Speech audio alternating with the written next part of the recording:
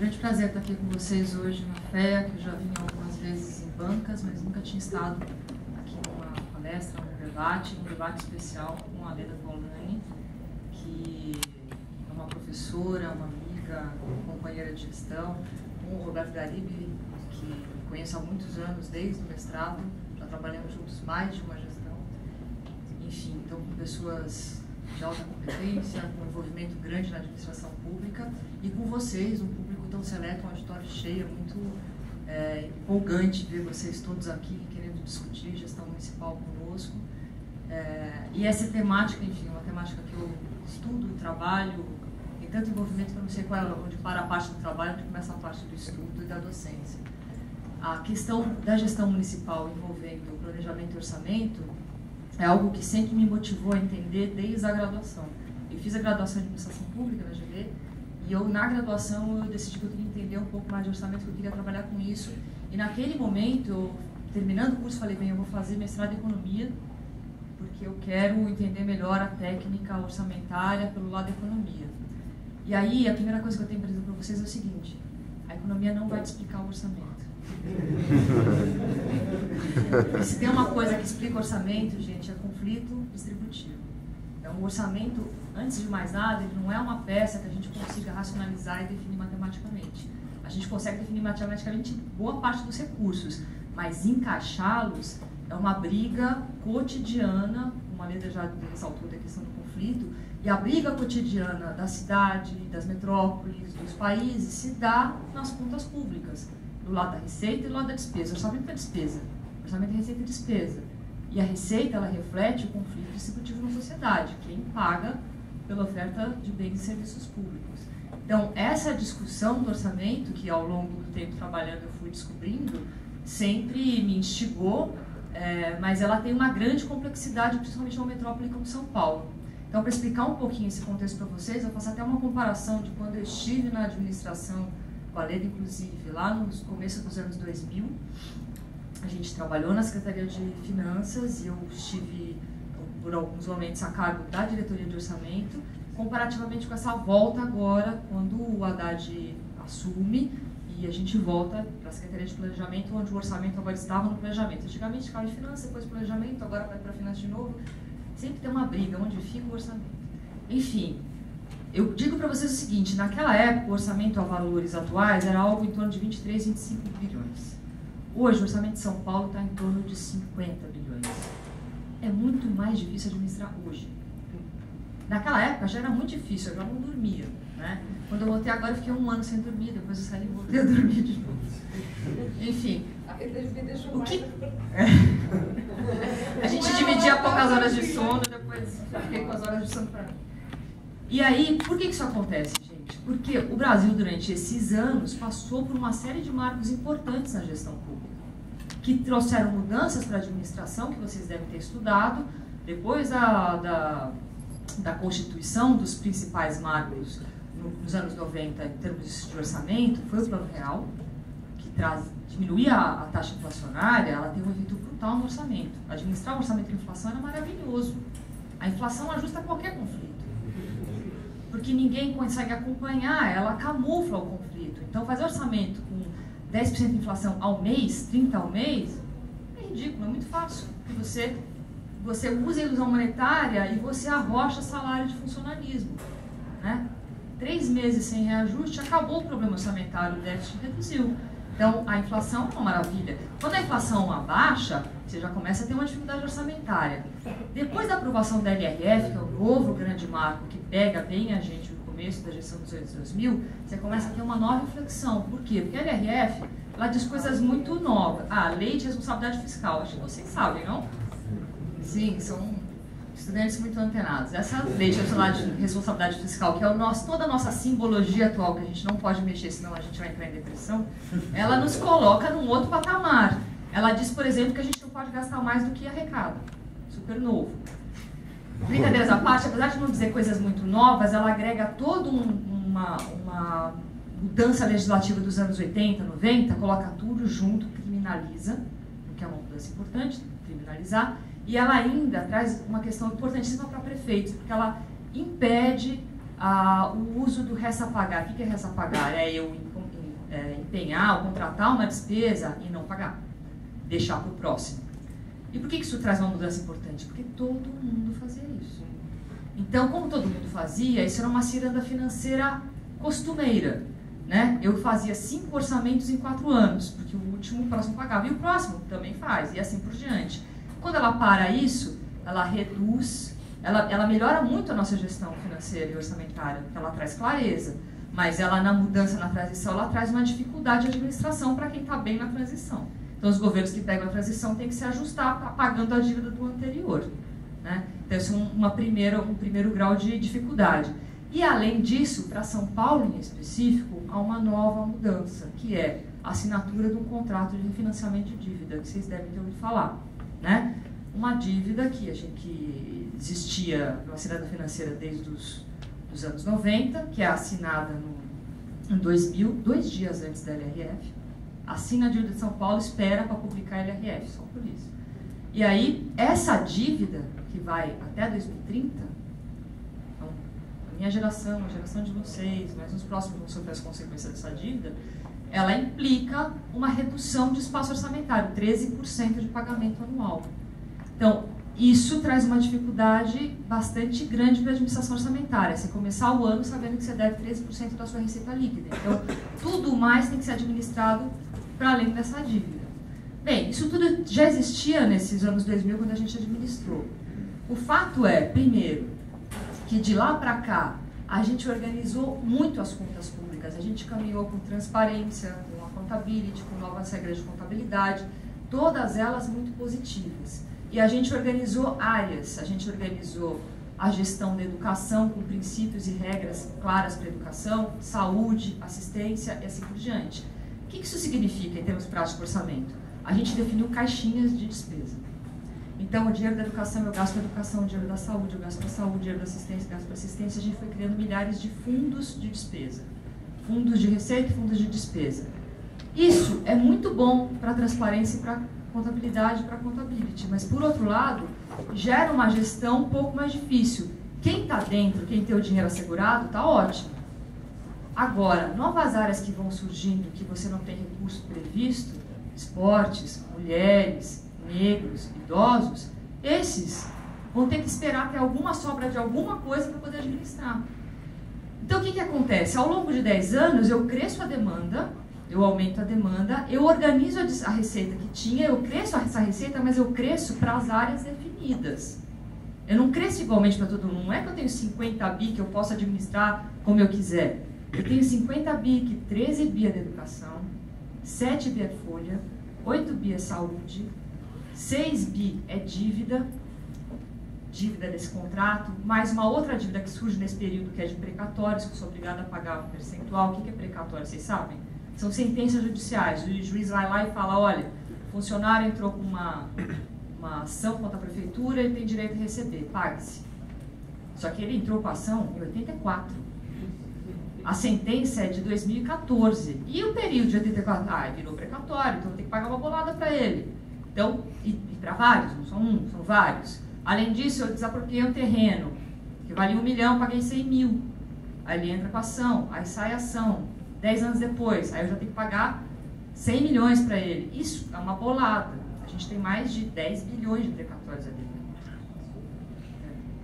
18 bilhões. Então, para eu pagar 18 bilhões, além da dívida, que é da casa de 60 bilhões, que é 13%, agora baixa um pouco, mas ainda assim a gente tem 3 bilhões a pagar, mais esses precatórios, mais outras dívidas, enfim, é um bolo de 6 bi, mais a folha, que sobra de despesa, que a gente chama de discricionária, são 10 bilhões.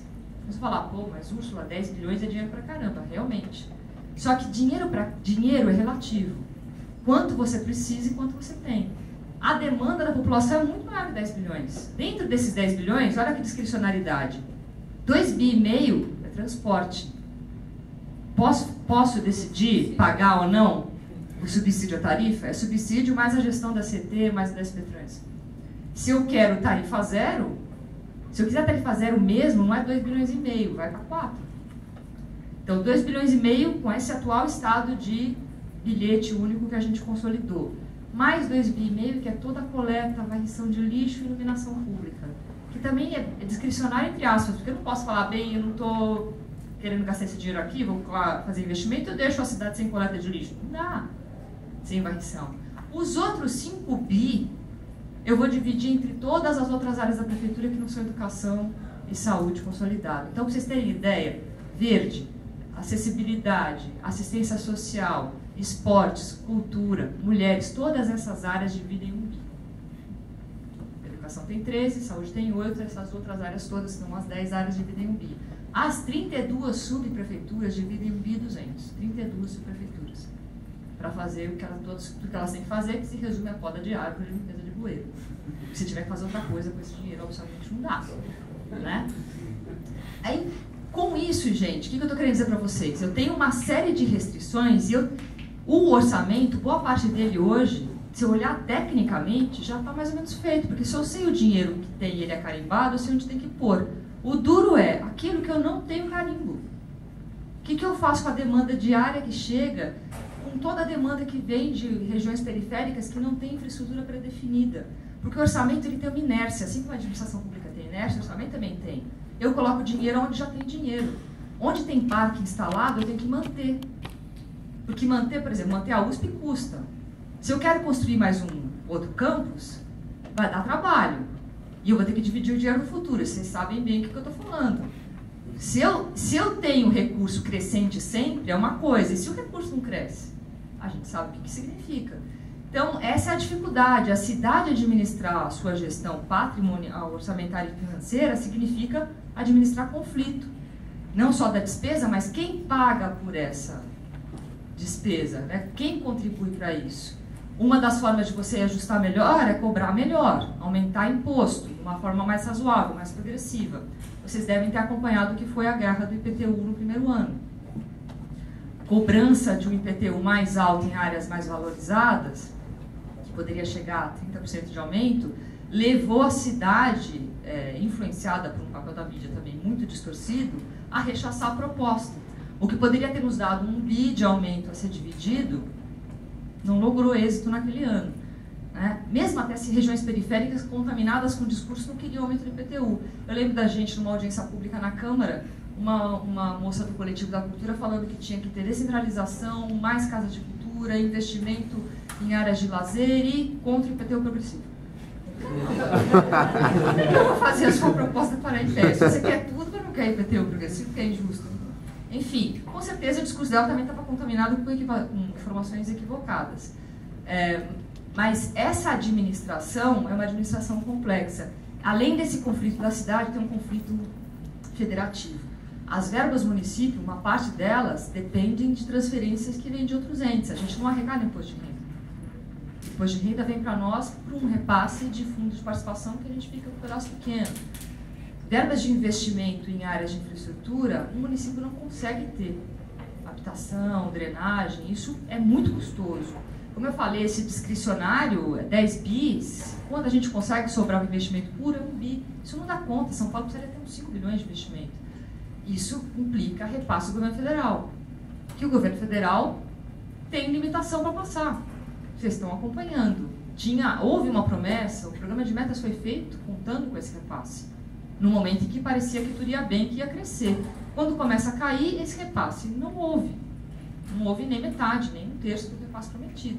Isso dificulta a implementação do plano feito, porque se não tem recurso federal para fazer as obras, grandes obras de infraestrutura, não vai conseguir fazer. Isso vai dificultar a briga pelo pouco recurso do município. Então, administrar orçamento está na gestão municipal, como foi perguntado pelo Matias, nessa área em específico, é uma administração cotidiana do conflito.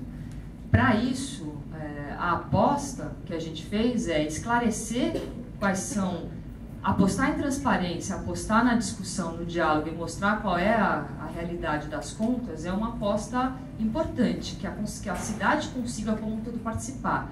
Porque se não há esse debate, essa discussão, poucos grupos é que participam dessa discussão do conflito. E aí esses poucos grupos é que ficam com parte do recurso. Porque todo mundo quer um pedaço de recurso do orçamento.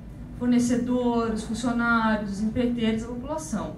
O jogo de forças é que vai definir com quem que fica esse orçamento.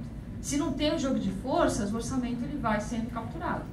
Então, se a gente não domina a cidade, não domina essa discussão, não coloca as possibilidades de perdas e ganhos em adotar políticas públicas, a gente não sai dessa situação. Uma das discussões fortes que foi feita a gente tem que rever essa dívida, que por pouco não acontece. Se não houvesse uma grande pressão de municípios e estados, a gente estaria numa situação ainda pior do que a gente está, que não é perfeita, mas houve um fôlego, né, de uma redução numa negociação com o governo federal. Para além disso, tem várias outras brigas, com várias outras áreas, com fornecedores, enfim, para tentar administrar esse orçamento. Mas, na minha opinião, se a gente não trabalhar pelo lado da receita, pensando numa ampla reforma tributária de estados e municípios, a gente não melhora muito a situação da administração das cidades, das grandes metrópoles, porque é muito complicado, dadas as grandes restrições e a opção que a gente fez de formalizar área a área, né, definir recursos de área a área, fica muito difícil. Só para terminar, essa decisão também de fortalecer as áreas tem uma vantagem e desvantagem. A vantagem é eu sei exatamente o que aquela área tem de direito. Por outro lado, eu dificulto a transversalidade, porque as áreas não conseguem fazer a divisão. Um recurso é da educação, outro é da saúde, outro é da assistência. Então, ao mesmo tempo que a gente busca a transversalidade, a construção contábil e financeira de áreas de fundos acaba dificultando esse trabalho conjunto e matricial que se espera na gestão pública. Então, é um paradoxo, né, e conflitivo também. Enfim, não sei se eu falei demais, se foi muito técnico, mas eram algumas pinceladas nesse pequeno espaço de tempo sobre a questão orçamentária e do conflito. Obrigada.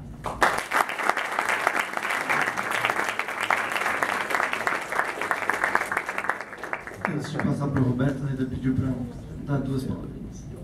Desculpa aí quebrar o protocolo, mas eu ia falar isso e a fala da Úrsula me lembrou que eu não falei, que era justamente na questão do orçamento, né, quando a gente fez o programa de metas, porque o programa de metas ele é justamente uma aposta na transparência, principalmente da forma como nós o fizemos, que foi via participação popular, né? A gente teve 2 versões do programa de metas, uma primeira feita pelo Executivo, feita pela SEMPLA, com o apoio de todas as outras entidades da Prefeitura, e uma segunda versão, que foi a resultante da participação popular e do compilamento lá das 10 mil sugestões, etc.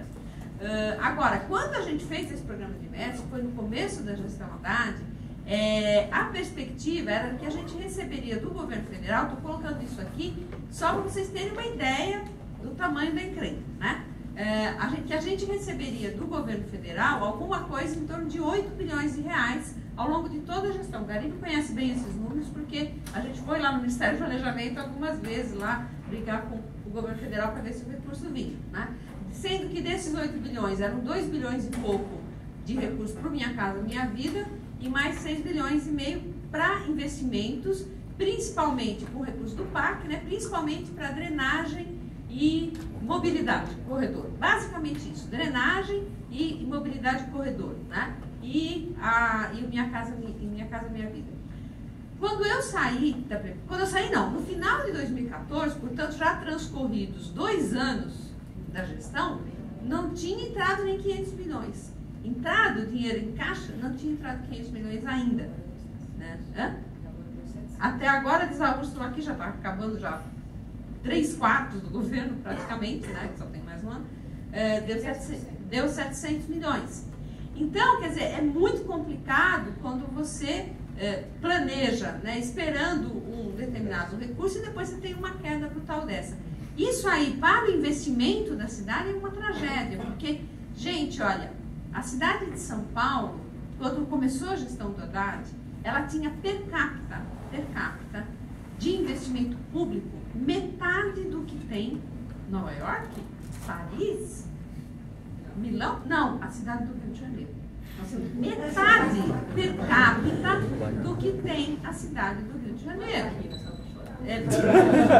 É para chorar mesmo, né? Então, esse dinheiro, esse recurso que viria, né, ele traria esse per capita mais perto do per capita do Rio de Janeiro, né? Bom, e não veio o recurso. A gente conseguiu ainda assim aumentar per capita esse recurso, muito à custa de muito trabalho de gestão, né? De regular orçamento, de fazer todas essas coisas que a gente está falando aqui. Então, apesar de não ter tido esse apoio, apesar de a renegociação da dívida ter demorado o dobro do tempo do que se esperava, né, que é onde a gente teria um espaço adicional para o investimento público também, apesar disso a gente conseguiu aumentar o investimento per capita da cidade, né, não sei exatamente em quanto ele está agora, mas ele aumentou substantivamente, com muito trabalho de gestão e de busca de eficiência, etc. Então aí a importância desse tipo de trabalho. Desculpa aí quebrar o protocolo, mas achei que era bom completar. Tudo bem.